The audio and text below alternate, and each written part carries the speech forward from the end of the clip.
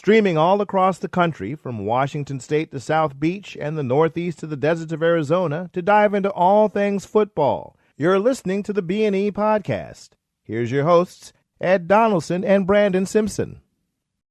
What's going on, everybody? Welcome to another episode of the Breaking and Entering Podcast. Today, Brandon and I will be having a recap of both of our teams. I'm going over my Commanders, of course. Brandon's going to go over his Ravens. I'm going to try my best not to go off on a tangent. I might get a little passionate. I might mention somebody's name and just, lose my damn mind. But hopefully, Brandon reel me in if I get too crazy. But definitely going to get into it today with a recap of the Washington Commanders and the Baltimore Ravens. Let's get into it. But first, Brandon, how we doing today, man? Doing all right. Yeah, I tried to put my season last year behind me as well. Got a new regime in Baltimore. So I had to really sit back and focus on what I was doing when I was prepping for this. But, we'll get through it, though. Yeah, for sure. All right, y'all. Let's get this opening drive started, show, that we. Okay, the Patriots have promoted Zach Kerr to defensive coordinator. Former DC Terrell Williams is elevated to a higher ranking role with the team. The Seattle Seahawks are up for sale. I'm sure that's going to be a lot of money since they just won the Super Bowl. Patrick Mahomes restructured his contract, freeing up more than $43 million. The Chiefs have released defensive end Mike Dana. The Falcons plan to use a franchise tag on Kyle Pitts. Wide receiver George Pickens is likely to be tagged by the Cowboys. Dallas has waived linebacker Logan Wilson. Center Bradley Bozeman is retiring. The Cowboys have reached a 3-year deal with running back Javonte Williams. The Patriots have released running back Antonio Gibson. And Rondell Moore, a wide receiver, has died at the age of 25. Just a quick note for Rondell Moore, rest in peace. Sad situation right there. I believe they're saying, he died of a self-inflicted gunshot wound. He was found in his garage, if I'm not mistaken. It's just, sad case, man. We, always talk about football and discuss players, but, these people are humans too, man. They go through their own trials and tribulations and, mental health, man. You always got to take care of yourself. It's sad that he didn't seem to have an outlet or, he felt like he needed to do what he needed to do, man. I know he dealt with a bunch of injuries throughout the year, and I'm wondering if that has something to do with it. But, just condolences to his family and all those around him. I know I saw some Hollywood Brown. He seemed to be close with him. He shared some texts that they had and stuff like that, man. But, yeah, that's definitely a sad situation. I think this is for me, this is the second player this season or in this year. So the guy from the Cowboys, he also died of a self-inflicted gunshot wound too. So it's sad, man. Mental health, man. Got to take care of yourself for real, man. But yeah, any thoughts on the open drive, Brandon? Yeah, as you mentioned, rest in peace to Rondell Moore. Thoughts, prayers with his family. As you mentioned, we see the stuff that's basically on the field. I think that's why I like watching the Hard Knocks series, the quarterback series on Netflix, all that type. The wide receiver, they did one as well to kind of get the inside look at these players and what they go through. Because we don't always think about the human side of things, what they're going through, whether it's with their spouses, their friends, just the headache of dealing with the game, all that type of stuff. So yeah, hopefully the guys and anybody out there that needs help going through mental illness or anything like that gets the help that they need, because help is out there. And as far as the Cowboys go, man, interesting moves by them. They cut Logan Wilson after trading for him last year. I know it was only like a 6th rounder they sent to the Bengals, but they thought he was going to be part of that rebuild, that restructure down there. Let him go, and then re-signing Javonte Williams, I think, is a very good move for them. I remember when they signed him last offseason, I said, yeah, that's going to work out better than I can't remember the other running back they signed in free agency last year, but he definitely did his thing down there in Dallas. So hopefully he continues to, for his own good, not for the Cowboys' good, hopefully he continues to produce. That way he continue to make them dollars down there tax-free in the state of Texas for him. So yeah, let's turn our attention to the Commanders and the Cowboys' rival, Ed's team, the Washington Commanders. Rough season for them last year. 5-12, missed the playoffs. Had a complete reversal in record from the season before. Of course, they went to the NFC Championship. the season prior, finished third place in the NFC East this past season. Let's see what Ed has to get out about his team. Yeah, man. When we were, previewing the seasons, I did predict that we would have a minor step back. I thought we would win about maybe nine, best case scenario, 10 games. I didn't think we would get to the conference championship again. I thought we got lucky in a lot of those games, but I just did not see this drop off happening like the way it did. I will say, I think 65% of what happened was due to injuries. I also want to say I think Joe Witt, the defensive coordinator, former defensive coordinator, got scapegoated because he dealt with Yeah. a lot of injuries. You lose two defensive linemen, two defensive starters, and you just see how after that we could barely get pressure on the quarterback. We could barely stop the run, things like that happening. But just to start the season off, we beat the Giants. Figured that was gonna happen. We go against the Patriots on Thursday night football. This once we get to the schedule, once we got to the conference championship game last year, the NFL was like, all right, we gotta put these guys on prime time. Man. We got Thursday night games. We traveling to damn Spain. We got Sunday night games, Monday night games, and I was just thinking to myself, oh Lord, I hope they're ready because they putting us through the gauntlet this year. Boy, they was not ready. Like I said, 65%. I think I want to blame on injuries, but the other 35%. I do blame on coaching. I do, blame on development or lack thereof. Guys like Mike Sarenstill, he had a rough year. Adam Peters, I'm looking at you. The Marshawn Lattimore trade was a huge swing and a miss. We traded multiple picks for him, and now, we basically, I think we released him because that would have been a big cap hit, but he's not going to be on the team anymore. Other guys, I mean, I'm gonna get in Jaden Daniels in a second here, but I'm just thinking if I had to grade this season, it was definitely an F. Looking at the schedule last year, I mean, we beat the Giants, and then the Packers game. You look at the score; it kind of looked close, but if y'all remember that game, we got our asses whooped from basically beginning to end. I just saw things early on in that game, and I was just like, "Oh my goodness, this is not good." Because from the beginning of the game, it looked like Jordan Love.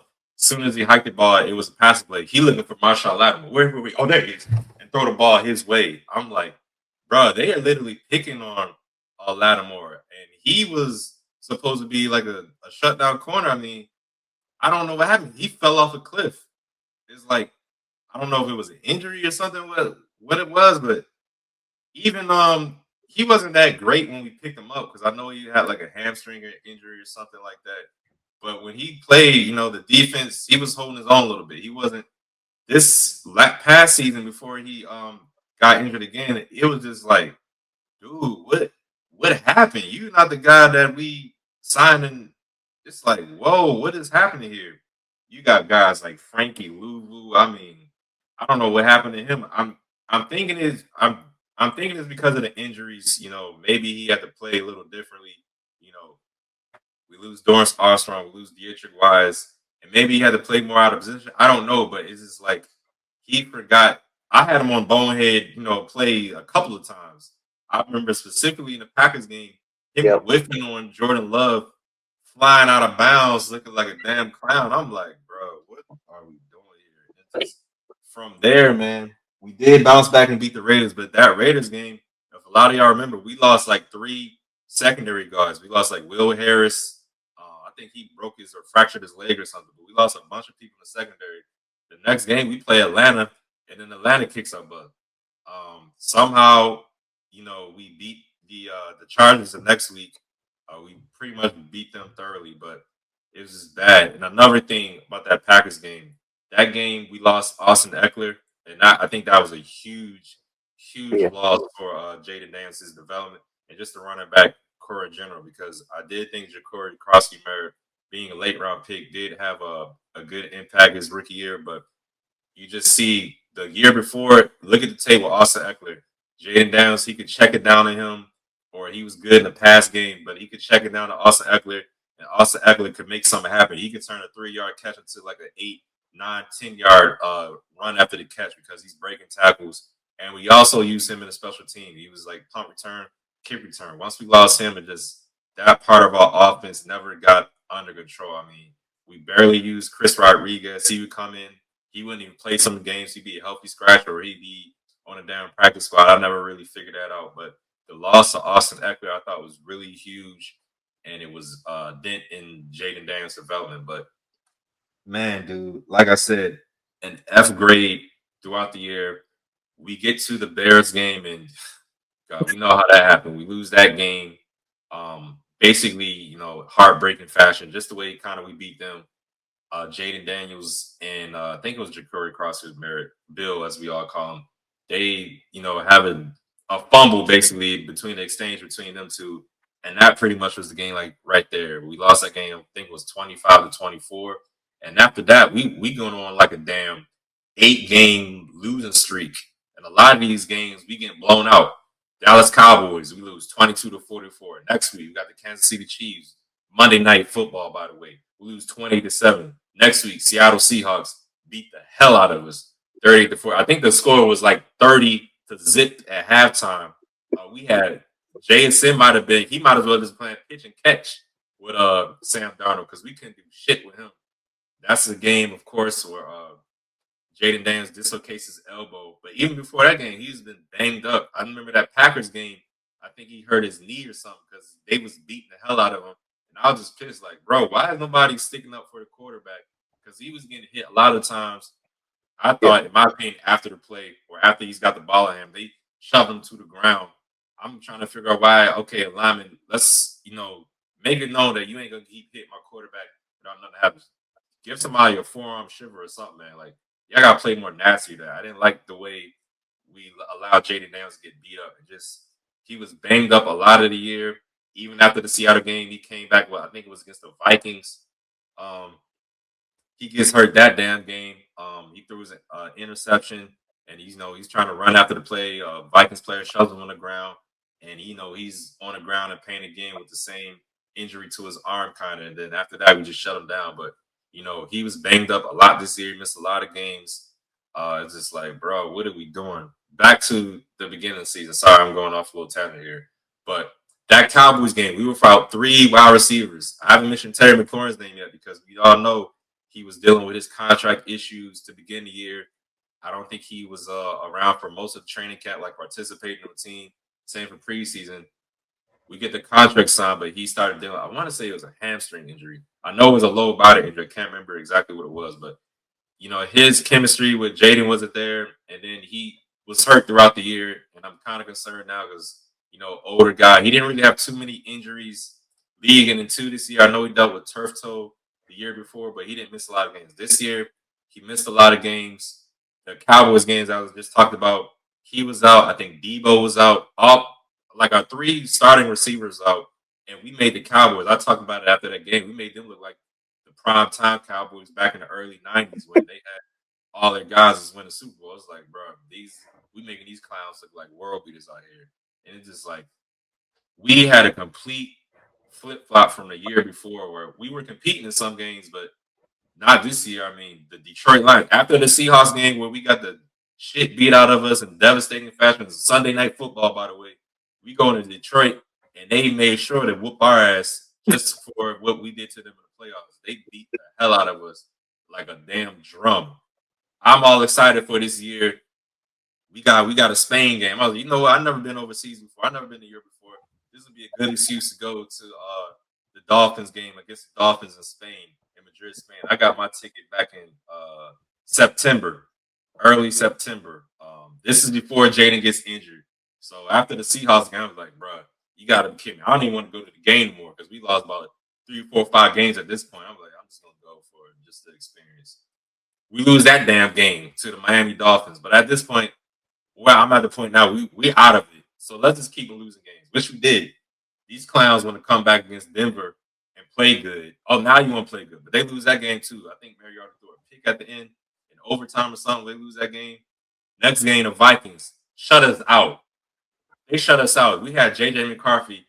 Yes, he only threw for 100 and some yards, but he looked like Dante Culpepper. He looked like any great Vikings quarterback of the past. Like, if it was a third down, it's guaranteed to be converted. If we could bet on third downs and the team convert against Washington, boy, I'd probably be a millionaire right now. I'm telling you, because these dudes, man, I'll be telling people, I think I might say it could be 2nd and 95. It's going to be 3rd and 2 the next play. It could be 3rd and 28. It's going to be a first down the next play. They can almost guarantee it unless they somehow, something with the offense make a mistake. It ain't going to be the defense making a play. I can tell you that for damn sure, man. But it was just a bad season. The injuries exposed a lot of things that I've been saying that for a while.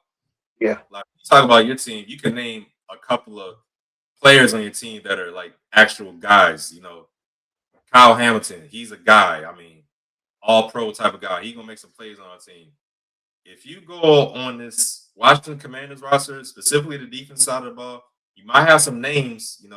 Bobby Wagner, Von Miller, both of these guys, they already had their moment. They're not, the guys anymore. Don't get me wrong. I think Bobby Wagner, even though I gave him a lot of shit this year, I think he's a hell of a player. But, with all the injuries to the defensive line, it wasn't a good year for him, in my opinion. He was getting a lot of his catches, a lot of his tackles after a first down was made, in my opinion. So, I mean, he had a couple plays here and there, but he wasn't making a play like that. I'm trying to figure out who's our best player on defense. Maybe Deron Payne.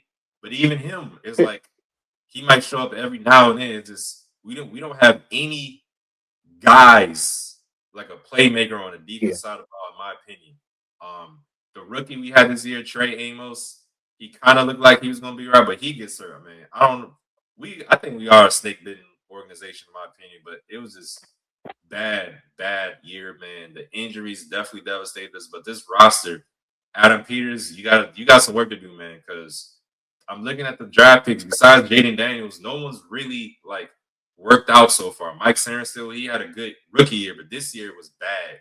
The tight end Benson Ott, we drafted. I mean, he barely played, and then when unfortunately Zach Ertz went out, I thought, okay, we see more of him.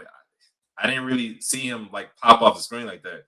So Adam Peters, you got your work cut out, man. Free agency and the draft, we got to hit. Like we see with the Seahawks, they already had a pretty decent defense, but they bring in second round pick, Nick Imawari, yep. And he made that defense even better. We gotta have something like that too, man. Or it's just gonna be, in my opinion, another long season. And then I'm leaving with this. Jaden Daniels, I'm getting kind of concerned. Hopefully he doesn't end up like RG3, but I'm getting kind of concerned. He didn't miss a lot of games his rookie year, but he did get banged up. And this year, he really got banged up and he missed a lot of games. And it's just like, what are we going to do? I am glad we got rid of Cliff Kingsbury because I was getting tired of seeing us in the gun formation all the time. Him copping the ball, getting the ball, and then he running for his damn life. It's like, bro, this offense is not good anymore. I don't care that we can run the ball a little bit here and there. Oh, we got the number one leading rushing attack. When we need to make a play or when we need the offenses to do something that matters against good teams, we get destroyed. They can figure us out. Seahawks, they sending everybody. The Cowboys, they were sending everybody. We could not figure out how to pick up a blitz and save our damn lives. And I'm just like, bro, we got to figure it out. So this year was a total wash. Hopefully, guys are healthy next year, but we definitely got to make some noise in free agency in the draft or something, man. I'm hoping these new coordinators we got to can improve with the development and a head coach. I'm definitely looking at you, man. Your ass on the hot seat. It's scolding hot, in my opinion. You might get fired mid-season if you have another season like this because this was absolutely terrible. I'm gonna leave it at that because I can keep going on for days. Brandon, you got any thoughts on sorry ass? Yeah, man. To me, outside of the injuries that you mentioned, I think the defense was the biggest issue. Obviously, injuries, whether it was both starting receivers out there for a while. I think at one point y'all was down all three top receivers. Jaden Daniels in and out. Yeah, Jaden Daniels in and out of the lineup. Zach Ertz, end of the season, he got banged up. Key guys on defense getting hurt. You mentioned defensive line. I think y'all had a couple of injuries there early on that kind of lagged throughout the season. It was just always something with y'all. And then on defense, you talked about it several times, man. Linebackers missing in action. You had to play right here, and your linebackers way over here. And that's just on a small screen, y'all. It's nowhere near like that, man. Secondary always getting torched. Dan Quinn taking over play calling duties. So it was, not only was there issues on the field, you had the issues with, I guess from his perspective with the play calling, and that's why he took over in that aspect right there. Another thing you highlighted, I think about you mentioned a lot during the regular season that I want to say it was about 8 or 9 games that y'all played. Those teams were coming off a bye, so it's kind of like they had 2 weeks to prepare for y'all. A disadvantage from the schedule standpoint, as you mentioned, to go along with the fact that y'all played a lot of primetime games as well, coming off that NFC Championship appearance, man. But to me, looking towards 2026 next season, I think the defense has got to be the top priority for y'all in this offseason, whether it's signing a big name free agent or two. I'm not sure what y'all's cap is looking like, but hopefully y'all can get somebody in that aspect, make it a key trade possibly. Trey Hendrickson is a guy that could possibly be on the market. Max Crosby, one of those guys like that, as far as a big time playmaker to hopefully get this defense trending in the right direction. And as you mentioned, now in that draft overall, y'all were good at running the ball. You talked about it as well, top two or top one for most of the season, but you mentioned it. Y'all just did not stick to it. There was a lot of times, as you mentioned, it was just you never know who was going to be in the backfield. You wasn't going to run the ball. It was always, throwing situations, or you were just behind enough to where y'all didn't kind of abandon the run. Situations like that. Also got to figure out the kicker situation. I think y'all had some issues with that early on as well. I Oh think God, I completely. Thank you for reminding me about that clown. Yeah, I think you had issues with him when you in the game that you went to in Spain too, if I remember correctly. yeah. But yeah, whoever's out there on defense though, bottom line, they got to play better. You mentioned it, like Joe Witt kind of got the fall, but if you don't have the talent and if your guys just don't play good, there's no point of even having a defense coordinator. Honestly, you can call any type of defense out there, and they just gonna get burnt. They gonna get killed. They gonna get overpowered. They gonna get overmatched. All that kind of stuff. Two incoming new coordinators as well. Pressure is on. I agree with Dan Quinn. I think the pressure was on last season as well. I mentioned it. When you take over play calling duties or you fire a defense coordinator that you had calling the plays and you're the defensive minded head coach, the pressure is on you even more. It is on you immensely. Not only because of that situation, but because of what I mentioned as well, coming off the 5-12 season when you were 12-5 the season before, went to the NFC Championship, and you take a downfall like that. Again, again, injuries played a big factor into it. I get that, but owners have one thing in mind, and that's winning games, and so do fans. Y'all want to see wins. Y'all want to see, trips to the NFC championships. Y'all want to see trips to the Super Bowl, stuff like that. You want to see your franchise quarterback hosting a Super Bowl trophy, and if it's not him, they're going to get him out of there for sure. Especially after these two coordinator changes, as you mentioned, it probably was the right decision with get rid of Cliff Kingsbury, but I'm not too sure. Again, I agree with you. I'm not too sure if it was the right move getting rid of Joe Witt, especially a guy that he had history with in Dallas. He didn't just get this man off the street. It wasn't a last minute defensive coordinator hire when he got hired. He brought him with him from Dallas to make him Mm-hmm. the defensive coordinator. So pressure is on Dan Quinn heading into year 3. We'll see how it goes for sure. And one quick thing, the offensive line, specifically the rookie this year, Josh Conley, it was rough going to begin the season. I mean, he started with the Giants defensive line. It may be a little overrated, but Brian Burns had a hell of a year this year. Then Yeah. you go to Green Bay. Then he had to deal with Max Crosby. Then he went to the Falcons. I mean, the beginning of the year, Josh Conley, he was, taking some licks and he was getting Jaden Daniels jacked up. He started to play a little better towards the end of the year, but at that point, Jaden Daniels was already banged up and hurt and out. So I need to see a lot of more improvement from him because he was kind of looking like Will Campbell from the Patriots. So hopefully, he Yeah. improves next year too. But we need the rookies this year and the guys from last year. They need to take a leap in the right direction and not fall down. Mike Saren still you, Trey Amos. I know you got injured at the end of the year, but guys, y'all gotta like for real, man, because it could get ugly again real fast. But yeah, I'll leave it at that for now. Lord have mercy. All right, everyone. This episode is brought to you by Premium, a CBD health and wellness company. Check out their line of CBD infused products, which are a perfect after workout refuel for athletes, pain reliever for weekend warriors, and even a natural sports drink for us armchair quarterbacks. Their featured product is CBD infused honey, which is a personal favorite of mine, as well as tinctures and mint and natural flavors. They are veteran, women, and minority owned, so come and get some of this sweet temptation and taste the premium difference. Use code B&E for 15% off your order. Their website is www.premium.com. And now, back to our show. All right, I just talked about my Washington Commanders and the hell of a season they had. Now we're going to get into the Ravens recap and see how Brandon felt about his team's performance this year. I mean, they definitely dealt with a lot, had a change in their culture with Harbaugh, now with the Giants now. So, Brandon, what are your thoughts on this season for the Ravens? Yeah, man, as I mentioned at the top of the show, I kind of put this season behind me. A good amount of it, honestly. I had to really sit back and think about some of the key points from this past season. But starting off with three important records from this past season: 3-3 versus the AFC North, our division; 3-6 at home at the Bank, a place that we're known to be very dominant at; and 5-7 against our own conference. I always talk about on this show, and you probably remember that if we don't win any games, beat the teams in our conference, because it'll help us at the end of the season with playoff season.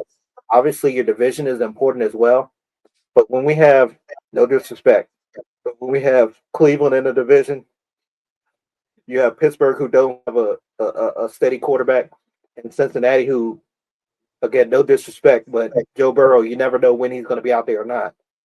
We kind of come in expecting to win our division. So we split the division record at the end of the year, 500. Again, losing record at home, which I don't remember the last time we had a losing record at home. Probably was the season that Brian Billick got fired. And then when you have a below 500 record against your division, it's a recipe for failure, honestly. But this season, man, it started out with issues on the defensive side of the ball, on the back end. Cough, cough, Jair Alexander, the guy that Lamar Jackson wanted to bring in. I was semi on board. I remember when it first happened, I was like, okay, he's a good corner, this and that. But then some other people brought to my attention that he hadn't really played much the past 2 years when he was with Green Bay.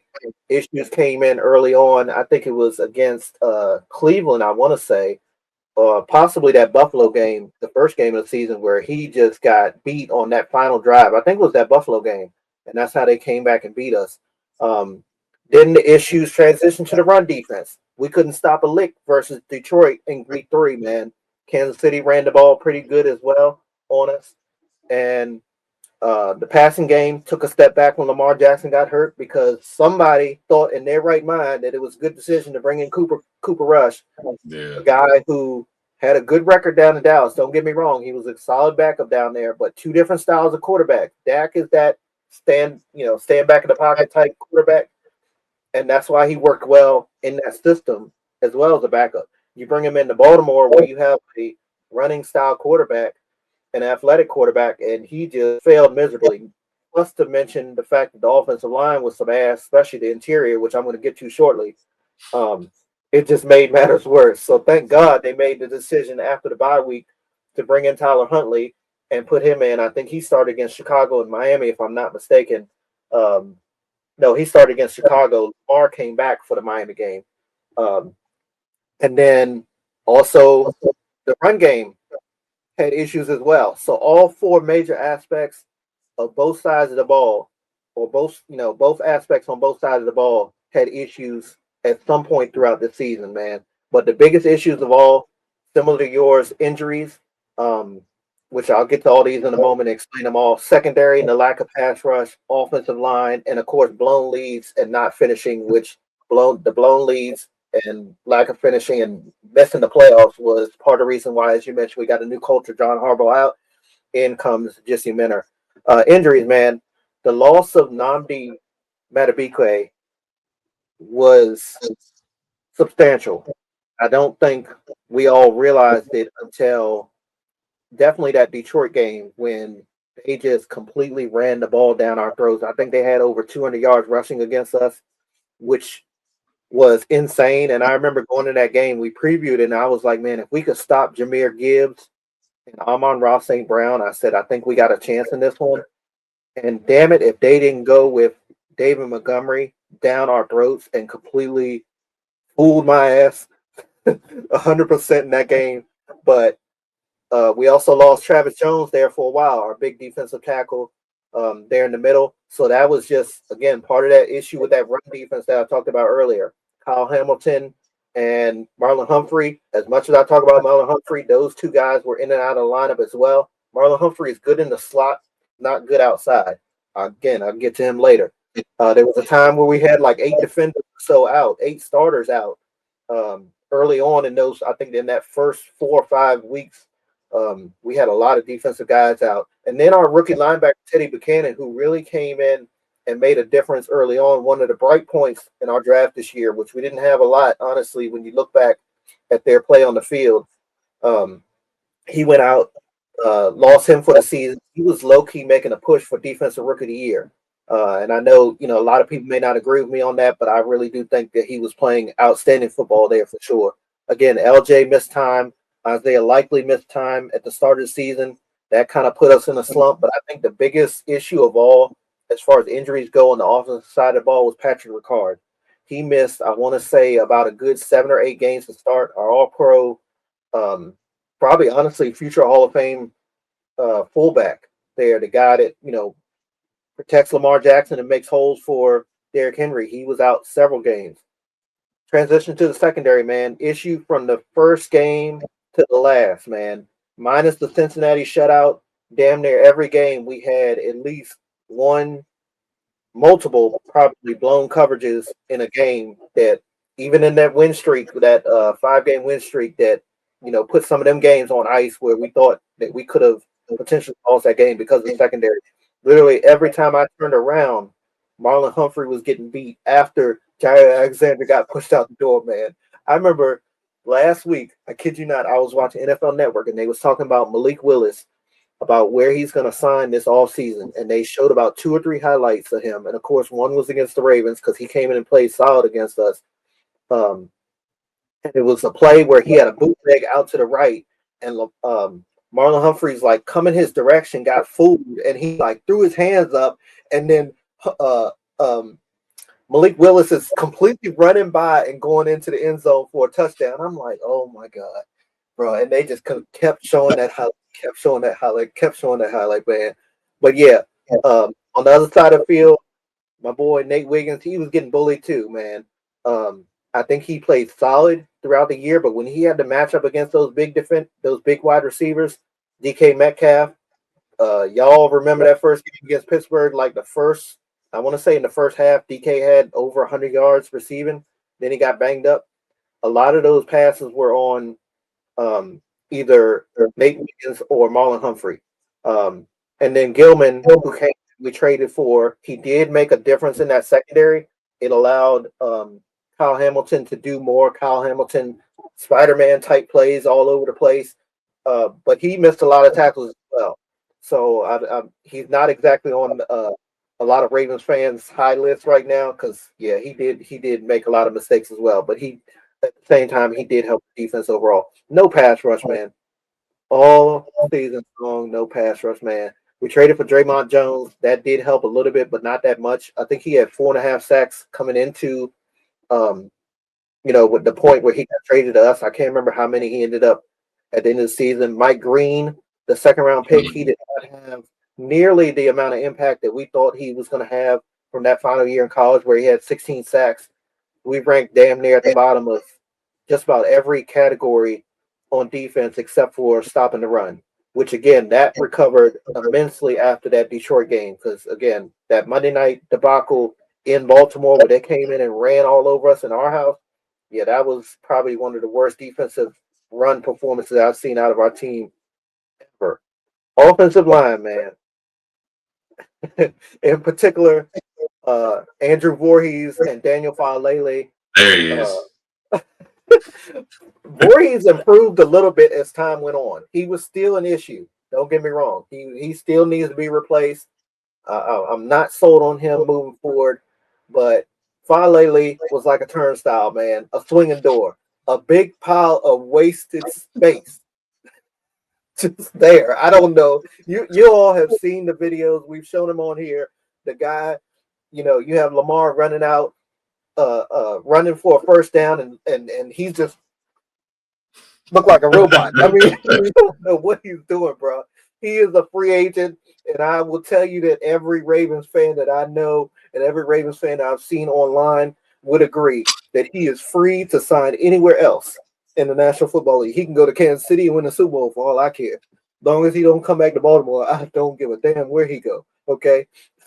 And then my last point, as far as what I mentioned earlier, blown leads and not finishing, man, happened on several occasions. I think the ones that brought my attention the most, Buffalo in Week 1, we had a pretty solid lead in that one. They came back and wiped us and won that game, wiped out that lead and won it. New England in Week 16. We also had a lead heading into halftime in that one. The season finale against Pittsburgh, we had a slight lead in that one as well. Got to be able to play our best football in the fourth quarter and finish games. I think back to the Los Angeles Chargers with their time under Brandon Staley, and that's part of the reason why he got fired, because week after week after week, they would lose games where they was leading, and he eventually got shown the door. And that's the same thing happened with John Harbaugh, and part of the reason why. We can also talk about Likely's drop against the Steelers, man. Some people say it's a catch, some people say it's not. I mean, I still to this day think it's a catch, but he should have had that secured. He also fumbled a touchdown heading into the end zone. I can't remember who that was against. Isaiah Likely's not on my highlights right now. I'll get more to him shortly. Tyler Lue, we can talk about his missed kick against the Steelers on the last play of the season. But you cannot win games if you can't close them out, period, point blank. Because you're not always going to have those leads, those 21, 28, 35-point leads in the fourth quarter and blow people out. You're going to have to be able to win games in different fashions, and we just cannot win games lately where we've held those leads 21, 18, 10, somewhere in that range. Heading into the fourth quarter now, 15 minutes, y'all, and we just cannot win those games for whatever reason. So that's part of the reason why John Harbaugh is gone. Our list of unrestricted free agents is wild this year, man. I just don't understand how Eric DeCosta, I think he's one of the better GMs in the league, but that man does not know how to work a calculator. Every year we are over the cap. Every year we have a high list of unrestricted free agents. The only thing we are good at is drafting well. The only thing we are dominantly good at is drafting well from his standpoint and getting those compensatory picks. Those are the picks where I think the restricted free agents leave or something like, I don't know how it works out, but we always end up getting about 2 to 3 on average a season. So hopefully we get a couple more of them. But let's take a look at our unrestricted free agents. Tyler Lindenbaum, he's a center, all-pro, Pro Bowler. Patrick Ricard, as I mentioned earlier, fullback. Kyle Van Noy, Charlie Kohler, the third tight end who really came on strong the last couple of years. Isaiah Likely, he can go for all I care. Gilman, Draymond Jones, the edge rusher we traded for. DeAndre Hopkins, Jordan Stout, he must be back. Okay. Darius Washington, Tylen Wallace, he should be resigned as well. Low-key good player there that doesn't get a lot of action. Awuzie, the corner that came in last year. Tyler Huntley, and Daniel Falele. I already talked about him, so I'm not even going to address him. Top priorities to get back on this list is Tyler Lindenbaum, the center. Of course, he has camaraderie with Lamar since 2022 when he was drafted in the first round. Tyler Huntley, we all saw what happened with the backup position before he got in there this season. Jordan Stout was one of the best punters in the league, and if I remember correctly, he went to the Pro Bowl this season, averaged in some games 50, 60 yards a punt, sometimes more than that. Charlie Kohler, he probably at points this season was better than Isaiah Likely, and he held on to the damn football, unlike Mark Andrews and Isaiah Likely. And at least one of those safeties. We got to get one of those safeties back, man. I think the cheaper option is our Darius Washington. I think Gilman is going to demand more money because he's been in the league a little bit longer. He played with the Chargers, played with us. He definitely was a lot better out with the Chargers, but he made improvements with our defense. So I really do think I see them bringing back our Darius Washington, especially now that he's healthy. Patrick Ricard, I'm a little bit torn on. I mentioned the fact that part of the issues with the run game early on was because he was not in there, but at the same time, he's getting older. Um, we had a guy in the preseason from the Air Force. His name was Lucas Scott. He played really good for us there in the preseason, and they did not keep him around. They brought in some guy named something Pope. I can't remember what his name was. Ward number 84. He was complete ass. If you thought Daniel Falele was missing blocks, his ass was missing just as many there in the backfield. I'm like, come on. Like, I mean, you see Derrick Henry getting 1 yard a pop, 0.5 yards. Like, those type of plays was because he was missing blocks. And it was just a complete mess. And I said, I don't know why. The only thing I can think of is because he was a rookie. It's the reason why they kept the Pope man over Lucas Scott, the fullback out of Air Force. But Scott, man, I hope that they kept his phone number. I hope that they kept contact with him, and I hope that they bring him back unless they could find somebody in the draft, which I don't want to waste the draft pick. No disrespect to a fullback.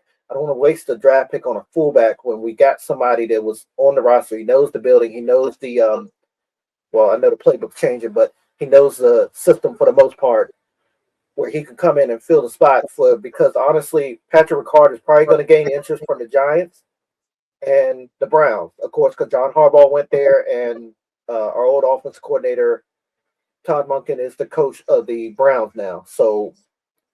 And then plus, again, he's getting older. I don't see him playing no more than maybe one more year. He's been dealing with a lot of injuries lately.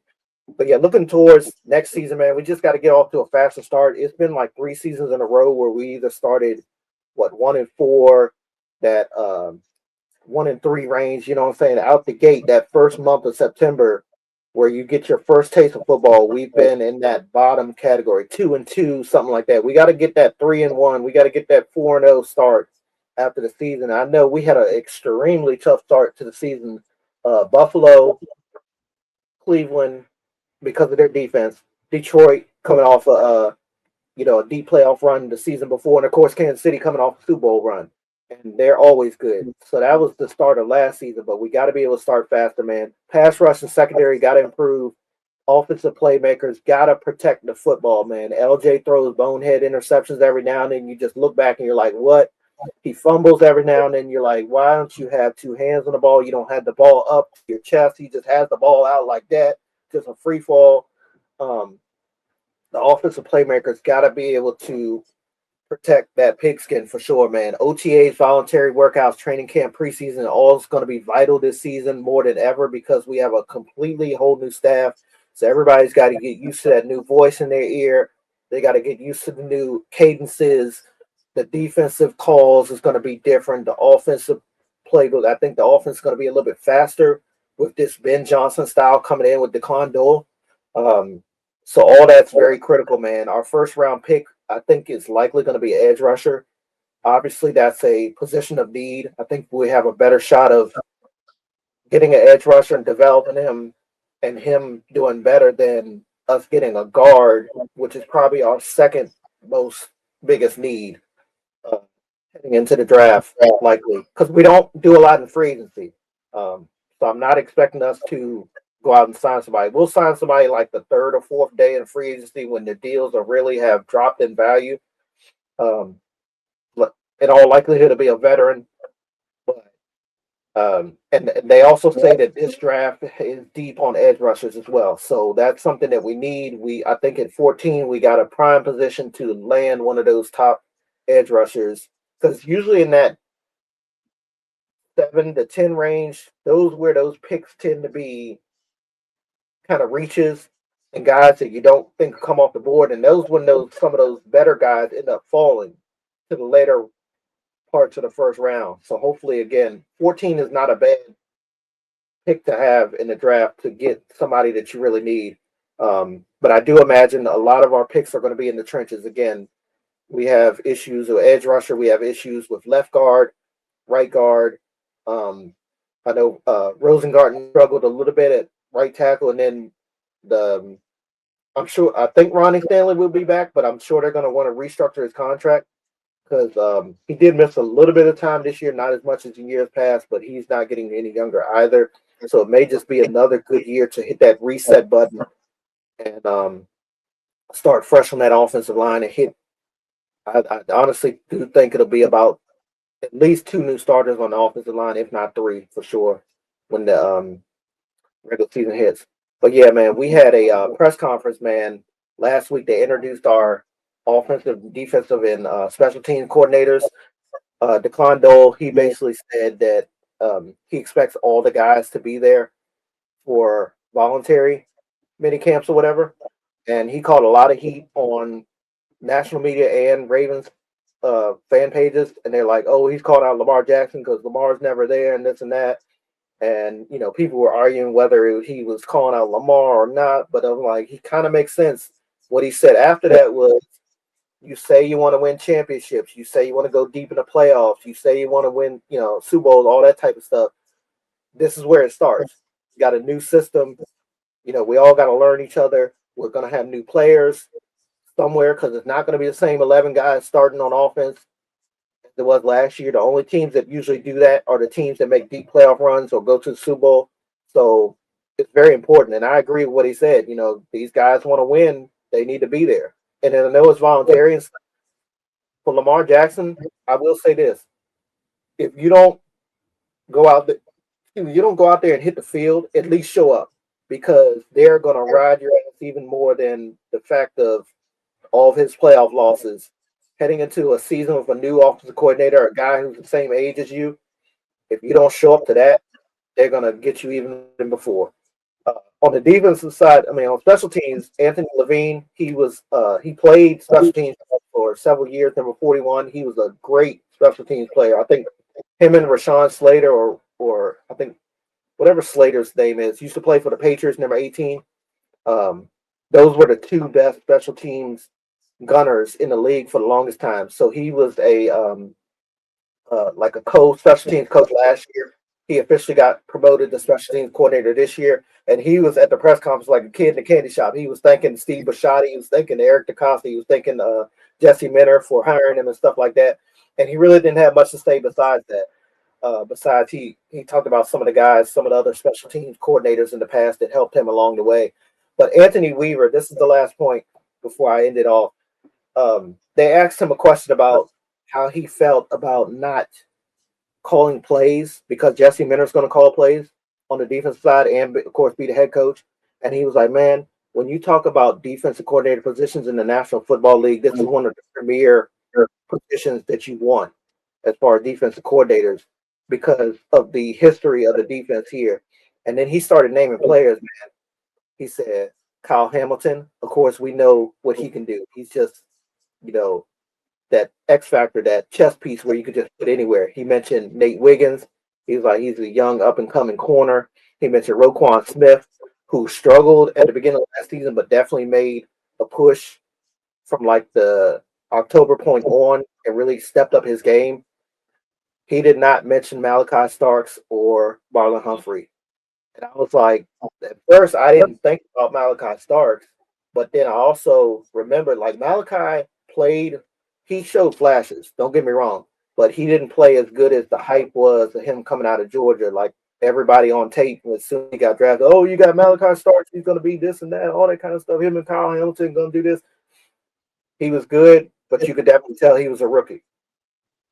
Marlon Humphrey, y'all know I've been talking about it all season long, man. That man just stay on his damn podcast and focus on the damn field. And I'm not the only Ravens fan to say that. And I understand you got to have a life. You got to be able to get away from football and stuff. But when you go on that podcast and it's televised and it's clips showing up on Facebook and it's clips showing up on X and all that type of stuff, and then you go out there and get beat like a drum, like you say, yeah, we're going to come for you, man. I think Marlon Humphrey is a high salary cap hit this season, heading into this season. So that's another reason why we aren't too sure that he's going to be back. A lot of Ravens fans. And again, some of his play on the field, man, it was just questionable at times. I mentioned that Malik Willis highlight.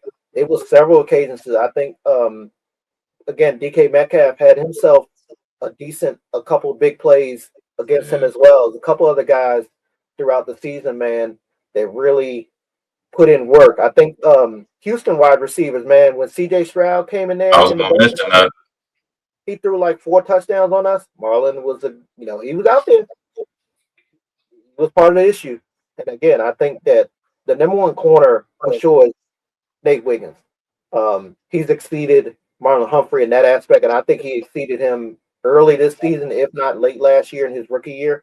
But I think Awuzie is good. I think he needs to be re-signed as well. He wasn't my top priority on that list of free agents, but he played solid. I think except for that Pittsburgh game, he got beat. That last Pittsburgh game, if I'm not mistaken, he got beat on that last Steeler touchdown. I can't remember who the wide receiver was. It was on that left side. They hit him with a juke, and he got hit in the dirt, and guy was wide open in the end zone. And TJ Tampa is another young guy who is probably heading into year 4, if I'm not mistaken. He could come in and get some reps as well, who played solid when he had to come in. So I think if we let Marlon Humphrey go, not going to piss off a lot of Ravens fans, honestly. He's not as bad as Brandon Stevens the season before.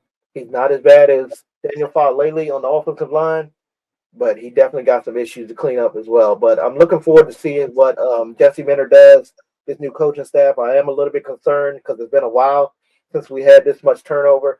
The one thing they did highlight, this is the first time we had a new head coach and all 3 coordinators since the first year we came to the league back in 1996.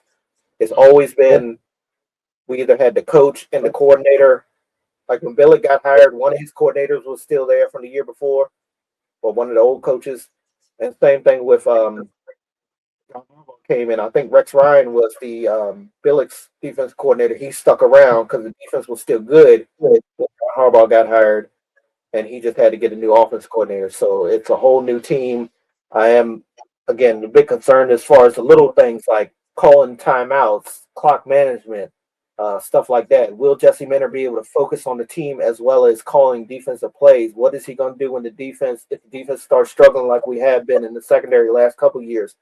Is he going to turn the plays over to Anthony Weaver? All that kind of stuff. So that'll all come later on. But yeah, Ed, do you have any thoughts on the Ravens season last year and possibly heading into the offseason? Yeah, man, you pretty much hit on everything. I was going to mention that Houston game because y'all made CJ Stroud look night and day compared to what he looked against the Patriots in the playoffs. I think you talked about it. We definitely talked about injuries, kind of like y'all definitely had a lot of injuries. I know Marlon Humphreys, he was banged up a lot too. I can't remember. I want to say he might have went out of that Texas game, if I'm not mistaken, or maybe that was Kyle Hamels. But y'all dealt with injuries. My biggest question is Lamar Jackson, because the last couple of years he's been banged up. I'm wondering, is that play style starting to catch up with him, or hopefully him, the new offensive coordinator and the head coach, they can figure something out. I agree with the Declan, the OC. Lamar needs to be there throughout the whole, transition of the off season, OTAs, the voluntary mini camp. He need to be in a damn rookie program with these players being activated, man. Seriously, I think you need to be around early and often, Lamar, and just figure it out. Because I don't want to say you need to change your play style, because what you do, man, you're electric at it. But you gotta figure something out, man. Because these last couple of years you've been banged up, so just something. I don't know if you're in your preparation or what, but something's gotta switch for you to get over the hump. And you get that the nagging stuff off your back. I'm looking at guys like Zay Flowers. He always seemed to try to make the play instead of making an up play, where he tried to catch the ball and he'll start getting happy feet, trying to make something happen. You can catch the ball and go down. You don't have to try to catch the ball, because then you're gonna fumble. Then you're gonna try to catch the ball, run it to turn your head before you got the ball secure and drop a pass. That's happened a lot of times in crucial moments. Derrick Henry, I think it was the Bills game, he fumbled in a crucial moment. It kind of changed the momentum of the game. You see him going over to the sideline, slamming his helmet down, and falling on the bench looking crazy. Things like that. It's like little things like that. You talk about Isaiah Likely. It's like every year he have a player or two in a couple of games where it's like, damn, if you would have just held onto the ball, you would have just made the play, and it'd be at a crucial moment too. I think it was the year before, was against the Chiefs, where he damn shoelace was out of bounds or something, and that cost him games, things like that. It was a lot of little things like that, or maybe big things on crucial moments where stuff like that happened. And then you talk about too the defense, the pass rush. I mean, y'all was almost as bad as us. We didn't have a pass rush too. Ours due to injuries. Yours, like you talked about it going into the season where you was hoping. You talked about. I think I even had Mike Green as a potential defensive player, rookie of the year, but it didn't really pan out that way. So I'm looking to see how all that's going to go about and see what y'all doing free agency and the draft too. But I really do think injuries had a lot to do with it, and I'm just wondering, like, I guess it was time for Harbaugh to go. I mean, throughout the season, we kind of talked about it. You a little bit more, like wherever he should go, and not especially after tough losses. And as you mentioned, you guys blowing some leads in some games there, and just I don't know, maybe it's just that season. They were just. I don't want to say he lost a locker room, but maybe it was just he wasn't reaching guys. Yeah. Maybe he wasn't reaching guys like he used to be in the back end. So maybe it's a new change of scenery, a new light will fix things around. But I definitely think injuries, especially with Lamar Jackson, because when he's out there, he can cover a lot of stuff. He can sweep a lot of stuff under the rug. I talked about him as being a nuclear bomb a lot of the times, the way he can, make plays out there and go down the field and stuff like that with his legs horizontal. But him being out, it definitely, the wheels fell off the card, as I want to say. But yeah, man, hopefully this was everybody, my team too, but hopefully y'all stay a little bit more healthier next year and y'all can figure out the defensive line and your boy, hopefully y'all can replace Falalele with somebody better and we'll see how y'all go. But yeah, definitely a tough year for both of these teams, man. But that's all I got on the Ravens. And I'm glad you mentioned I was going to ask you your thoughts on if you think Lamar should be at the OTAs. It sounds like we both agree that he should be in a program. Because I know I was watching Chad Ocho Cinco and Shannon Sharp. They were trying to. They got into it. I was on Shannon Sharp's side. I get what Chad talking about where you don't call out your superstar, but I mean, yes, he's won some MVPs. Those are great, personal achievement. Team wise, what has he done to justify him not being at the OTAs and voluntary mini things like that? Like I think he needs to be out there. Like, why not? So yeah, I saw that podcast clip as well. Very heated conversation between them two. But yeah, Lamar, if he does not make it to any more voluntary OTAs or mini camps in his career, he's got to come to this one. It is a complete turnover of offensive staff. He is a new quarterback coach, a new offensive coordinator. Again, the offensive line is going to be different. We're not sure Bateman's going to be back. I think Isaiah likely moved to Texas. He had on IG last month. And that, some people in the sports business think that he's going to get a pretty decent contract for a tight end. It's not going to be like a tough Travis Kelce, Sam Laporta type contract, but it's going to be decent, whether it's back with us or somewhere else. And I know it's all season. Guys don't necessarily live in the city they play in, but it did kind of catch my attention. But it was little things with him, even after the, I want to say after the New England game, he was leaving out the stadium and he was, a fan was talking to him and he was like, we complete ass right now. And yes, at the time it was either that or the Cincinnati game. Actually, it could have been all three because they was at home. But you had a very valid point. We was playing like ass, but you don't sit back and say that because you was making mistakes as well this season. Again, I mentioned that main one was him running straight down the field, had a wide open touchdown, a walk-in touchdown, and he decided to take the ball from the right hand to the left, and you just about to. Why? I'm like, why? 6 points gone. I mean, just gone. One more quick point. Rashad Bateman. I'm not sure he's going to be back either. Complete drop off. I think you mentioned this. Complete drop off. He used to be Mr. First Down. I used to know automatic, man. The guy knew where the chains were. He knew to have that ball over the line to gain, and then it was automatic first down with him. He had a good season in 2024, and Yeah. I remember saying I thought this past season was going to be the year that we have two 1,000-yard receivers, and I was fooled again because he was nowhere near. I think he finished with maybe 200 yards receiving. I know he missed some time as well, but it just, I don't know. Lamar just wasn't throwing his direction. I know the run game was still pretty heavy as well, but it seemed like it was more Zay Flowers. You get a little bit of D Hop in there.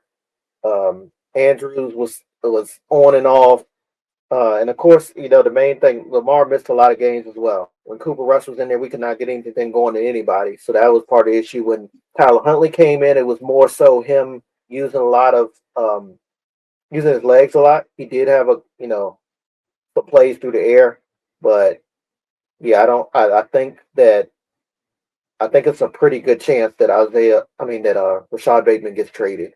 Because we do have some young guys that I think that can come in. The guy that you was high on since he's been drafted was Tez Walker.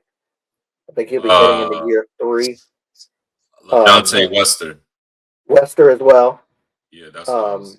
Colorado. Tylen Wallace, I know he's a free agent. I hope we don't let him go because probably the 4th, 5th wide receiver that we let go that was good on special teams as well was Devin Duvernay. And we suffered on special teams the following season. I think Wester's going to be solid on special teams as a returner, but Tylen Wallace made plays as well. You see him like 2 or 3 games out the year, he have a big catch for a touchdown. I mean, just completely burning defensive backs out there straight down the sideline for touchdowns. So I think he can come back and make some plays for us as well. And then there's always a guy that you can get in free agency as well. I know some people on ESPN was linking us to not Alec Pierce. It's another receiver out there in Indianapolis. Might be him. I can't remember off the top of my head, but yeah. He was a deep Yeah, definitely. I know we kind of need a big body receiver as well. Because as you mentioned, when Zay Flowers get the ball, he like to be happy feet. He like to run in reverse and then fumble. Like, how you gonna fuck up twice in like one stance? Like, just get down or go straight forward. Like, I don't do. Yeah, I'm gonna stay away from him. But yeah, all right, everyone. As always, thank you all so much for taking time to watch us.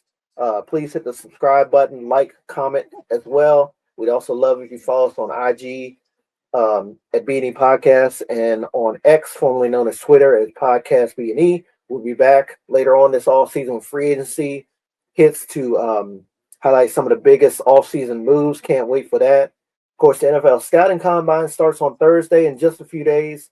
Looking forward to that as well. Off season is definitely in full swing. Can't wait to see you all again. Until next time, love one another. And I'm gonna try to put together a bonehead moments of the year. Bear with me. I'm trying to recompile clips and stuff like that, but I'm gonna try to get that out there for y'all too. But definitely, we'll see y'all next time. Peace.